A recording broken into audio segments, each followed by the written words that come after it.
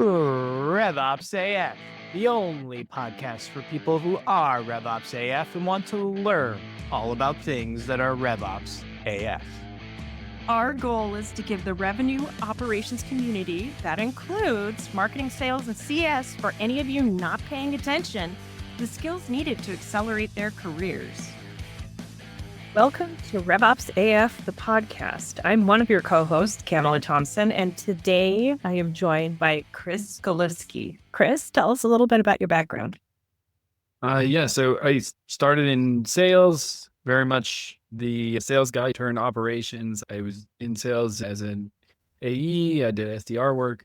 Eventually, I just got so frustrated with all the different problems that happened in sales and different handoffs and all the different miscommunications between teams. I made a shift to the operations side of the business, worked in several different industries, primarily healthcare, and have done everything all the way up to VP of sales and VP of marketing. My education background is an MBA in marketing. I just really love healthcare. So I decided I was going to jump into the RevOps space and try and make things better, make companies more efficient. So here I am.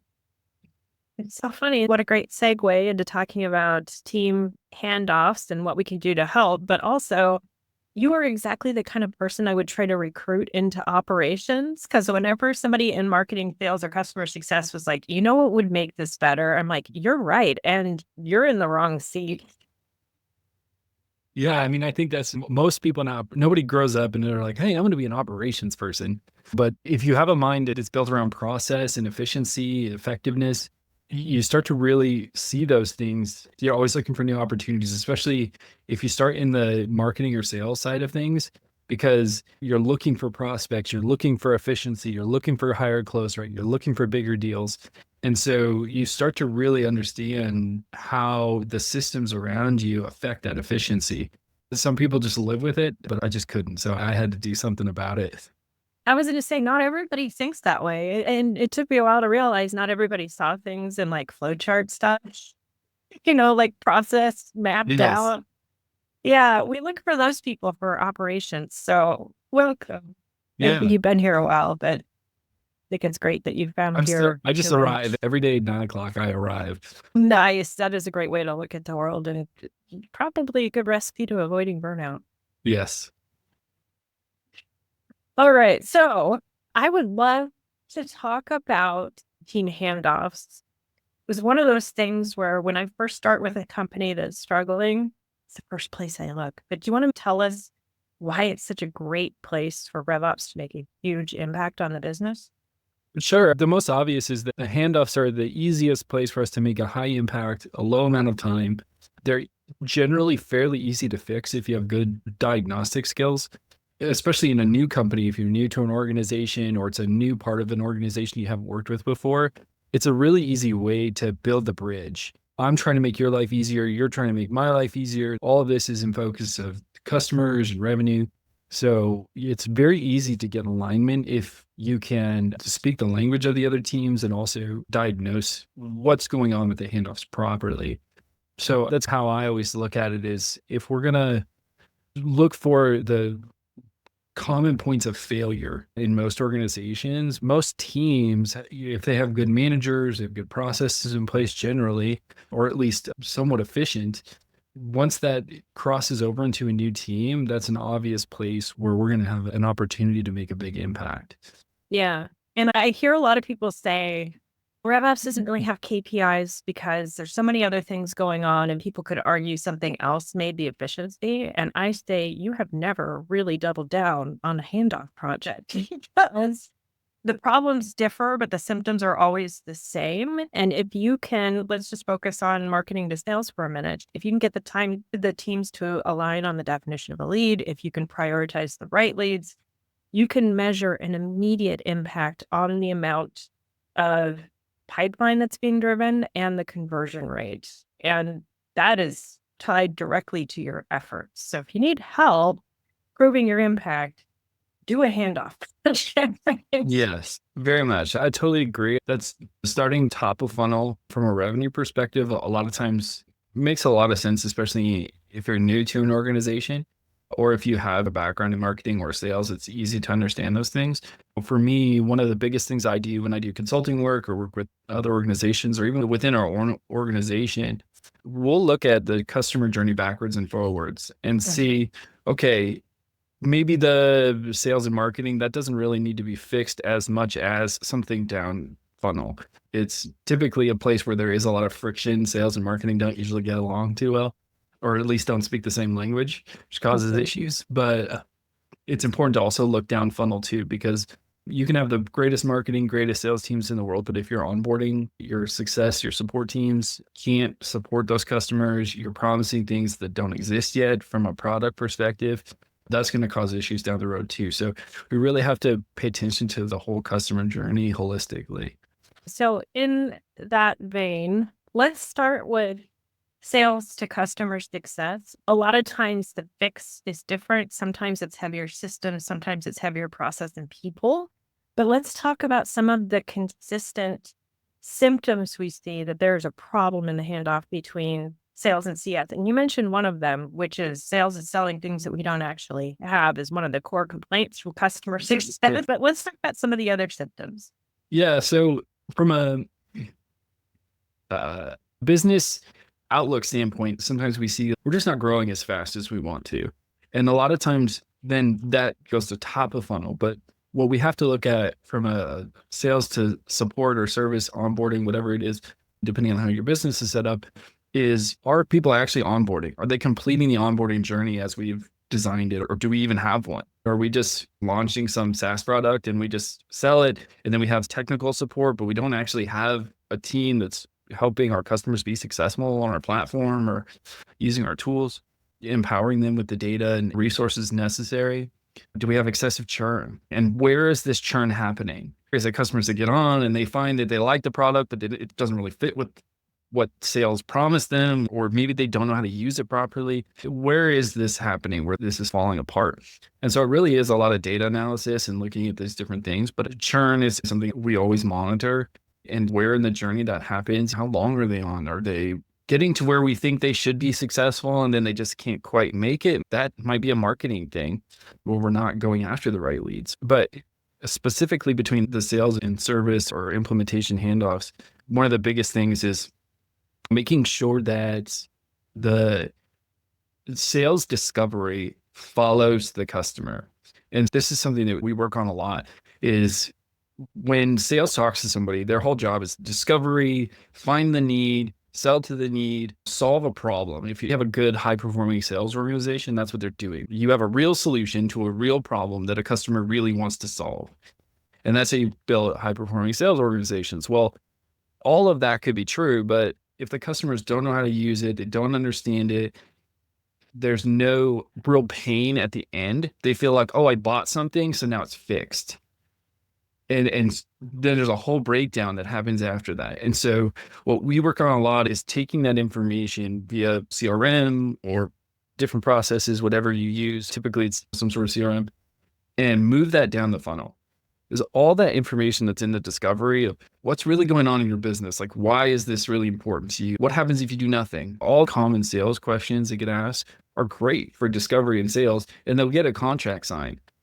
But then nothing happens after that. So if you can push that information down, and your support and success, your implementation teams now know, hey, you remember that time, Camela, when you were like, hey, this really sucks, and I really wanted to fix this, and it was a real thorn in my side, and my VP's been on me. When you bring that up 3 months later down the sales process and they're in the onboarding and they're like, this is really hard, I don't want to do it. And you're like, remember that time when you told us that this really sucks and where your VP's all over you and this would be a huge win for the company if we could fix this one problem?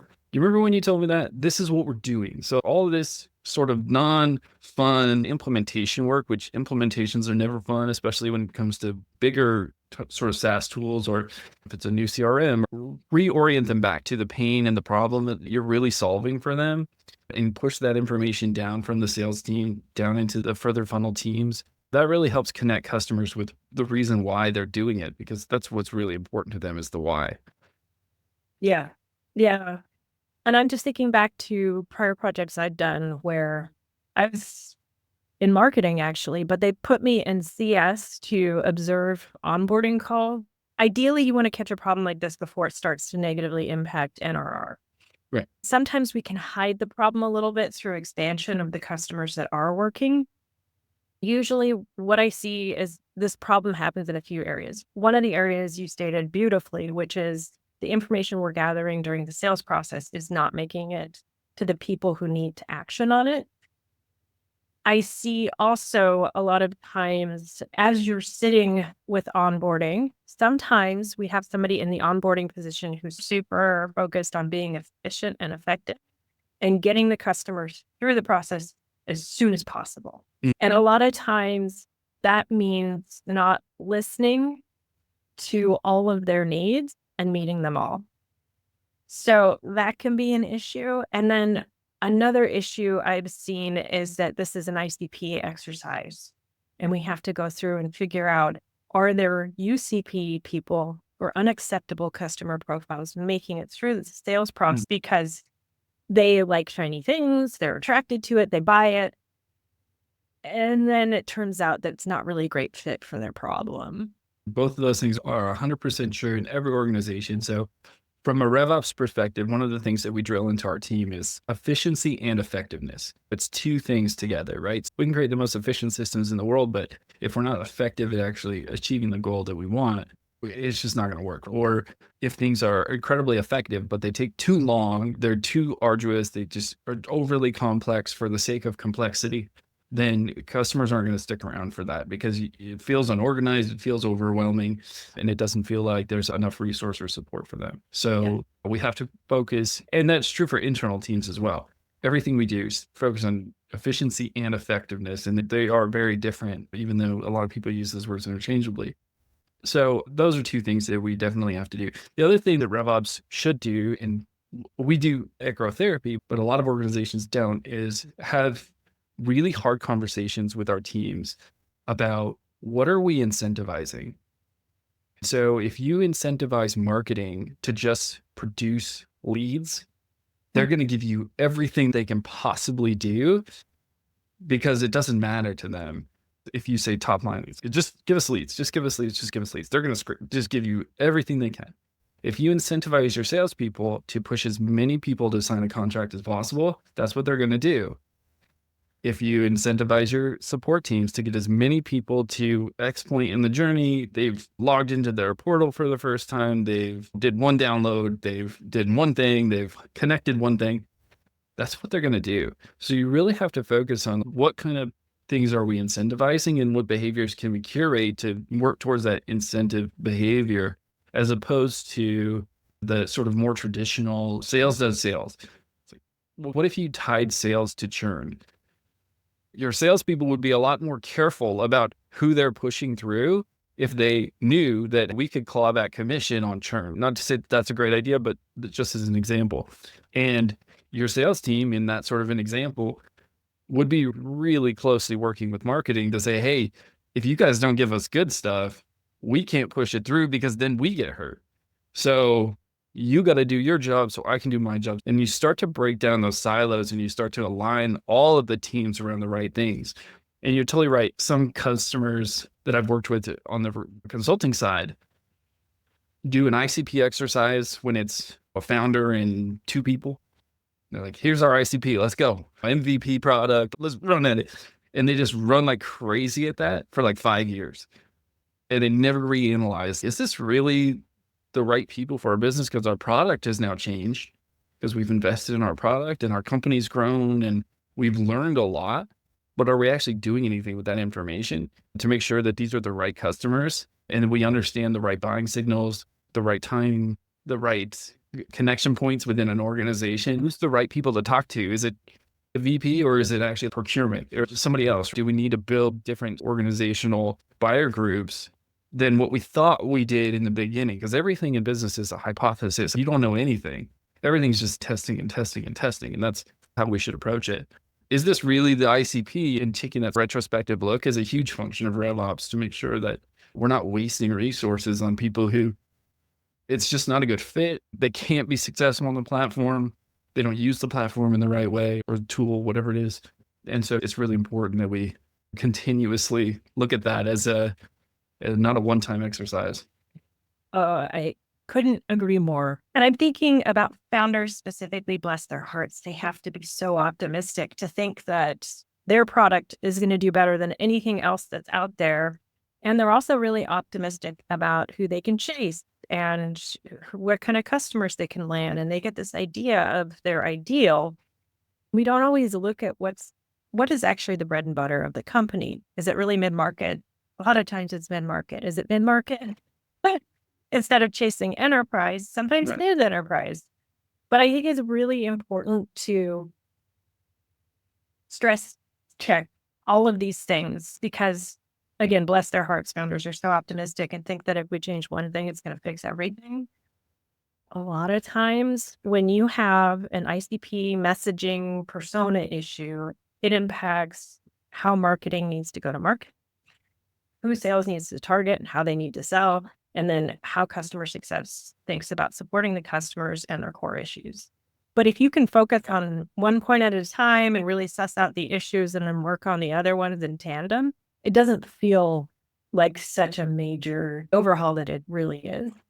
Yeah, and you take it in segments and you try and do what you can with the resources you have. I would say too, just as a side note for anybody who watches the podcast, if you're in RevOps, especially if you're new to RevOps, that is something that you need to ask in interviews, especially if it's a small company with a small team, it's fairly new. You really need to dive into their ICP and get a lot of information about this, because if they're like, well, this will work for everybody and it's just the greatest thing ever. If you get that response, maybe you need to wait for that company to figure out where they fit before you jump into something that's going to create unrealistic expectations. I haven't found product market fit yet. And if they don't see that and aren't open to seeing that, your job's going to be a lot harder. If they're starting to feel the pain and realize it, and those are the projects I love taking on, but not everybody wants to challenge everything about what an organization is doing. It's where I live and what I love. And it's building expectations. If you can have that conversation, they're like, hey, we really just don't know. We think it's this. We think it's this. We think our total addressable market is such big and this is our plan. If they can really articulate that, then that's okay. That's something I would jump into too. I'm like, yes, let's figure this out. But there has to be some understanding there that, hey, this is trial and error. So we're going to fail at this a lot more than we're going to succeed. But if we can succeed, we're going to succeed big. And at least give us some sort of understanding direction of what you really think it is. If it's just everybody's going to love this, no, that's not true. And it's going to be a really hard relationship with your executive leadership team when you can't deliver on everybody in the country is going to use this app. As a founder, you have to understand who really are we going after. We think this is where our biggest impact is going to be. We're willing to test. We're willing to invest. We're willing to support you as you fall on your face and fail trying these different segments and markets, and we're going to test them methodically, and here's what we're going to do. If you can find that kind of a founder or that kind of team, then go for it, because that's a really, really fun way to grow, especially if you're fairly new in operations. You'll grow a ton in an organization like that because you get a lot of experience taking the lessons. My favorite bosses lived by fail forward fast. Yes. Those are the people I'm to work with. The old Toyota, move any direction as long as it's forward. Love it. Absolutely. I think it's always important to understand when we talk about reorganizing between teams and funnels and how customers move between the teams. It's really important, as you mentioned, to really understand who are our customers and who's not our customers. Who is this not a fit for? And you have to be okay with knowing that there's people that seem like they should be a perfect fit in all of these other categories, but there can be some other things that are contributing factors that just make them unable to be successful with your tool or your platform. I think it's also really important for revenue operators to remember that while technology may solve for a lot of the things we're going to run into, we really have to step outside of it and talk to them about what they're doing and what's working and get the qualitative information too before we jump to this is a systems issue. Because there's been plenty of times where I'll go back to marketing and sales handoff or even sales and customer success. They have different definitions of what fit because they have different goals, like you said. So if marketing is looking for somebody who will take a meeting and sales is looking for somebody who will buy and customer success is looking for somebody who's going to stick around, those may be three completely different profiles. Yeah. And marketing obviously is going to have typically the widest net, and sales will narrow and success will narrow from there. But you have to find the commonalities across all of those and say, okay, our most successful customers in general are these, they have these sort of traits, and then you build backwards. That reflective exercise is done so rarely in most companies. Marketing has their ICP and sales has their qualification questions and what they need. And success just gets whatever sales sends them. And nobody really goes back and says, even though so-and-so got on this service, this platform we have, they used it twice and, they paid their bill, it's fine. Is that really what we want for our customers? Are these really the right people? But how do you archetype these handoffs is shared KPIs. If you can figure out how to blend KPIs that are shared among leadership, individuals, however you want to do it, tying churn back to the sales process, something like that. In some organizations I've seen where it's very heavily inbound, our meeting complete ratio is tied back to marketing. We share that KPI. However, it doesn't matter how many meetings are scheduled. It matters how many are complete, because if they're going to sign up for a meeting, show up to the meeting, whether sales could qualify them to move forward or maybe disqualify them, marketing got us in front of the customer, and it's our job to sell to them, but if they're not a good fit, to disqualify them. So we just say meetings complete. What is that number percentage wise? And so we share that with marketing. So then they have some buy-in on our side and we have some on their side. Those kind of things really help to blend the two teams into a focal point, a North Star that they share, and everybody's got a little skin in the game there. So it makes it a little bit less competitive between the teams and opens up communication around what's most important.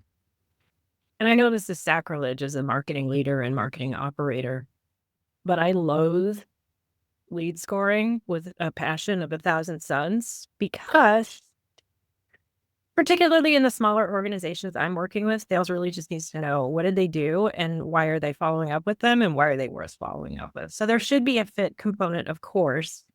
But if we're complicating lead scoring to the point where people can't understand it without a 5-page document, you're doing it wrong. Yeah, and most organizations don't need lead scoring. Is it a good one or a bad one? What makes a good one? It's 3 things usually, or 4 maybe. But it's very, very basic. And from a marketing standpoint, you can't assess what would happen post-discovery, pre-discovery. That's not going to happen. And you can't ask them as a marketer, as much as sales would love to, here's 25 pre-qualification questions. Would you please answer these for me before you book a meeting on my calendar? Like, no. Okay, Grow Therapy, for example, we're a mental health platform that connects patients and providers. And so on the provider recruitment side, they have to be a mental health practitioner, a provider with a certain license type. They have to have that in a specific state where we operate fully. We have a couple other specific criteria based on different license types and things, but that's it. We need their name, their license type, and the state. And that's basically it. If we can get you in front of these types of people as a sales organization, then you can present the features and benefits and all these other things. You can have that real sales discovery conversation. But if we tried to ask them the 50 questions that are in our sales playbook to qualify them, we would just have no leads, because nobody's going to sit and do that. There's a personal conversation that happens on the sales side, and salespeople are very good about getting people to open up and really helping understand where they're at and what they need and what's going on inside their business. Potentially this solution that I'm offering you, what end it could achieve for you. And that's sales' job. That's not marketing's job. And so you're right, lead scoring, it's just too much. Yeah. If we had that exact conversation with our sales and marketing teams on a regular basis, we probably have a lot less conflict. Just like, okay, whose job is what? Work it out and then we'll support it. But does it make sense to you as a buyer to hit all these friction points up front? No. Yeah. And one of the things that is really important as an operator, it's okay that our salespeople disqualify people. That doesn't mean the marketing didn't do their job. If we trust our teams to do the right things, marketing might say, hey, sales doesn't look at marketing and say, hey, you guys reduced your TikTok spend 25% this month. And now what are you doing over there? Were you guys crazy? But if sales starts disqualifying an extra 2-3% of your leads and saying, hey, these are just not a good fit, then we're all over them. They're like, well, what do you mean they're not a good fit? We got these leads for you. We paid for these people. What are you doing? Actually, I have seen it go the other way around. Hey, I'm not seeing your ads all over LinkedIn. What are you doing? I target people appropriately, and I'm not going to target employees and waste my budget. Our marketing team, they're amazing. So I'm a little spoiled. And our communication, even since before I came to Grow and since then, has been just unbelievable. We're always working together on these things. And we focus very much on actionable levers that we can pull. So if we're like, hey, we're seeing a slowdown from some external source, it's no one at our company's fault. There's just this thing, right? The hurricane that hit earlier this year, California is a huge state for us with the wildfire or urban fires, unfortunately, that's going on there. Bless those people. That affects our business. So, okay, immediately we're going to go to the marketing team and be like, hey, we need to reallocate some of this budget. There's no reason for us to be pumping ads into LA right now. Those people are not worried about, am I going to join Grow Therapy? And we're not worried about that either. We're more worried about just take care of yourself, your families, and get out of there. Just take care of that stuff. So we really try to focus on anytime we run into a roadblock, let's just find a solution. That's really how you have to be as an operator. Everybody can complain. It's a built-in human mechanism. Anybody can complain about anything. Even if you know nothing about it, you can probably complain about it.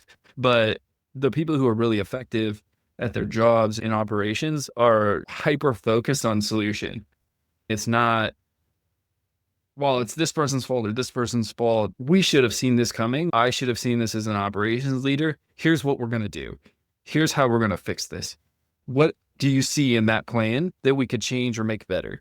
And so you just take ownership of it and then move forward towards an actionable solution, something you can do something about, and then you just move on.